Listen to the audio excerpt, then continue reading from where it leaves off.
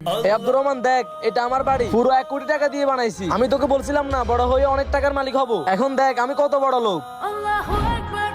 চল আজান দিয়ে দিছে, যাই নামাজ পড়ে আসি। নামাজ? আমার বাড়িতে অনেক কাজ পড়ে আছে, তুই পড়ে আস, আমার হাতে 1 মিনিটের সময় নেই। বাড়ির সব দায়িত্ব আমার উপরে।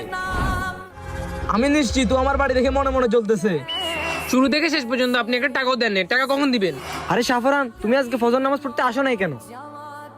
আরে ও আমার বন্ধুর সাথে জোর গলায় কথা বলতেছে কেন?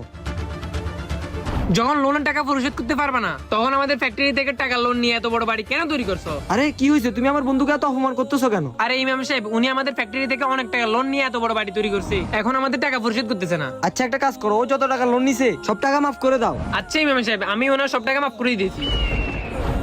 আরে তুমি ইমাম সাহেবের কথা শুনে আমার সব টাকা মাফ করে দিলে, কিন্তু কেন? মনে হয় আপনি জানেন না, উনি মসজিদের ইমামের পাশাপাশি আমাদের ফ্যাক্টরির মালিকও। কি? আমি আর মনে করছি আমার বাড়ি গাড়ি দেখে চলতেছে। ভিডিও ভালো লাগলে একটা লাইক দিন।